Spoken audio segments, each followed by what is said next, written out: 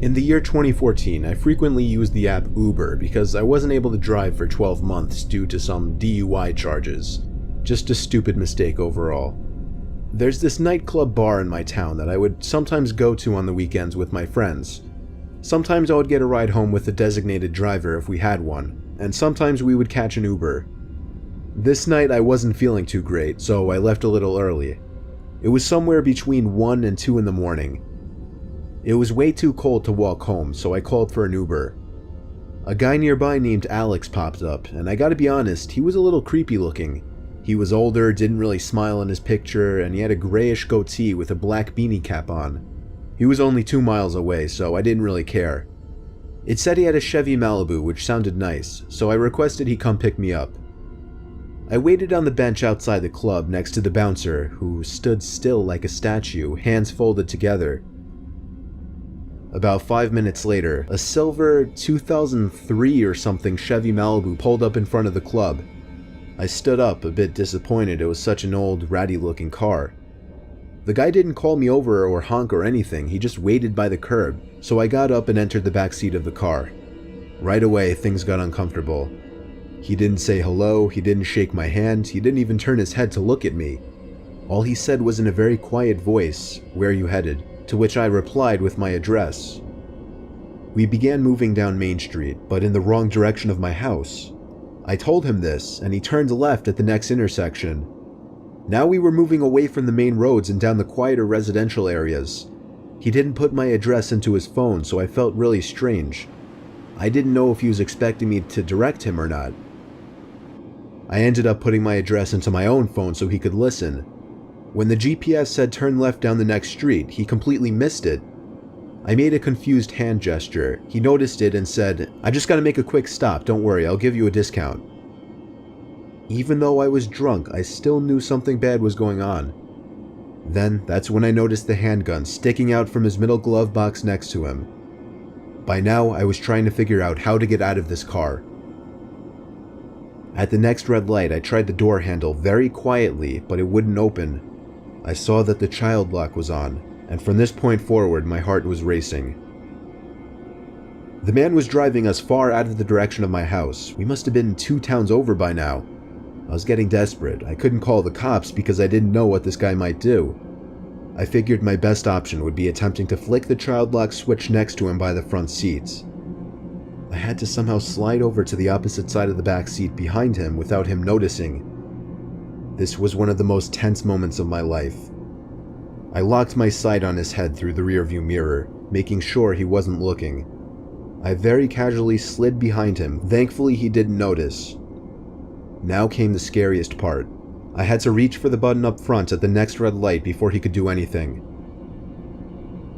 Each light we passed, I felt more and more tension build up as I was waiting for one of them to turn yellow, and eventually, one finally did. He slowed the car at an intersection that would usually be busy during daylight hours. It was a perfect escape point. The car came to a stop. I knew this light wasn't very long, so I had to be quick. A car was stopped at the opposite side of the intersection, which made me feel a little better. With all of my courage, I reached my hand up to the lit-up child lock button, and I must have startled him because he jumped 2 inches out from his seat.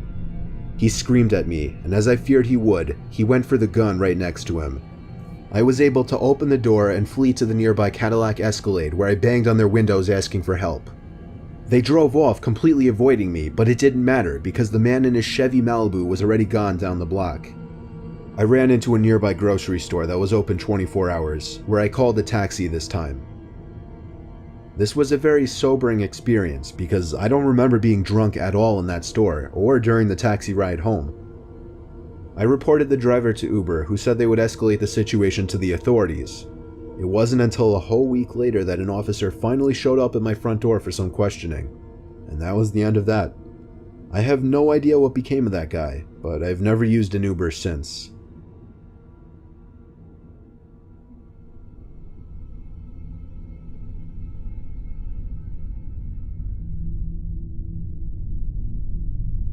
As a former Uber driver, I've dealt with a whole bunch of unpleasant characters, from the drunken groups of friends on Saturday nights, to the people who pretend to be handicapped to get free rides.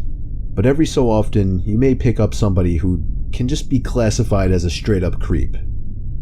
I've picked up a few of these guys, but never one quite as bad as a guy named Tom. It was a Friday night in December, one of the coldest nights of the year. I had nothing to do, so I figured I'd do some late-night pickups. This was 2 years ago. I was 18 and had a new Honda Accord. My parents kind of spoiled me a bit. I was a very skinny 18-year-old though. That's why my dad told me to always keep a blade in my car, because you never know what kind of nuts are getting into the car. A guy named Tom popped up a couple miles away by a major shopping area. I responded to his request and started driving in that direction. I pulled up in front of the shopping center where I saw a group of teenagers hanging out. It looked like trouble. I hoped this Tom guy wasn't part of this group. A bunch of them looked at me in my car as I slowly passed. Eventually, I just hit the gas and went further into the parking lot of the shopping center, wanting to get away from this group. I did 2 laps around the whole parking lot until I finally noticed through my left mirror somebody approaching my car from behind. I rolled down my window and called out Tom, and he called back yes. I told him to hop in. I had to repeat myself 3 times, and given that all I was saying was hop in very clearly, made the situation very weird from the start. The 4th time, he finally understood me and walked slowly around the back, getting into the seat right behind me. Usually the people I picked up would sit diagonally from me, which is what I preferred. When people sat right behind me, it just made me a little paranoid sometimes, especially when the person seemed kinda creepy. This guy was old. He had to be in his upper 40s. "Where to?" I asked him. He told me an address, which I entered into my phone. By his voice, I could tell he was a very heavy smoker. Come to think of it, my car was starting to smell like cigarettes too. The address he gave me was 10 miles away, which was fine, since it meant I'd be making more money. I tried making small talk initially, which didn't work out too well.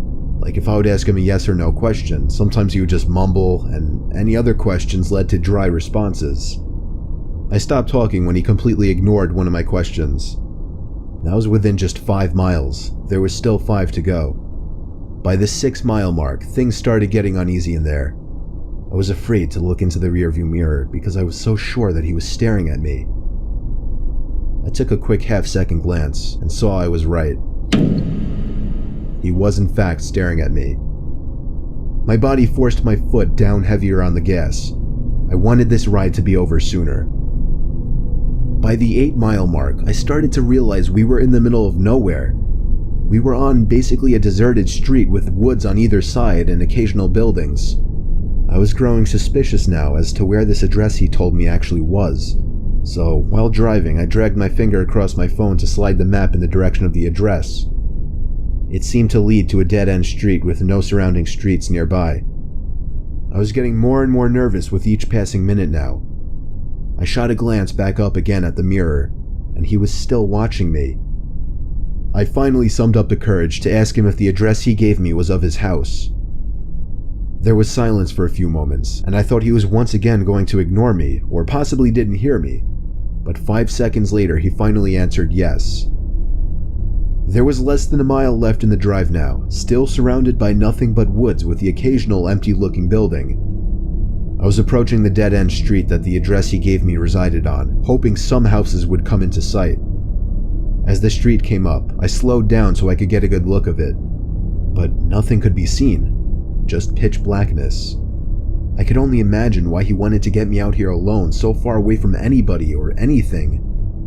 I casually kept driving, pretending like I missed it, hoping he wouldn't notice, but he did. Instantly, he hopped out of his seat and yelled at me to turn around. Honestly, I felt like my life was on the line, so I apologized and did a quick 3-point turn. As I was reapproaching the dead-end street, I dug my hands into the netting compartment on the side of my seat where I kept my blade. I very quietly flicked the blade open and held it tight in my right hand, ready to use it. I turned down the dead-end road with my headlights now displaying just what I thought I would see, nothing but trees on either side. I made it to the end of the road, not a single house or building on the road. I just knew something was about to go down. I was just trying to physically and mentally prepare myself for it. Suddenly he said in as soft as a voice as he probably could, "Thanks for the ride."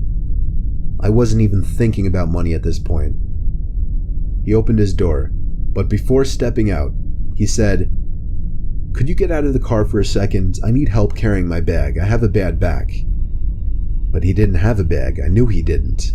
He didn't come in with one. I replied, Yeah, sure, let yourself out and I'll help you in a sec." The shakiness in my voice was too obvious. What happened next, I never imagined would have happened. All of a sudden, I felt pressure on my neck. It took me at least a second before I could realize he was choking me from the back seat. Immediately, I drilled the blade into his left arm and he screamed in pain, releasing his grip on my neck. He fell out of the car and onto the street, and I took that opportunity to turn the car around and practically floor it down the street until I returned to a busy road. I actually didn't end up calling the cops. I was just too scared to do anything but drive home. And by the time I got home, I just wanted to go to sleep and forget about it. Needless to say, I resigned from my Uber driving days after this incident.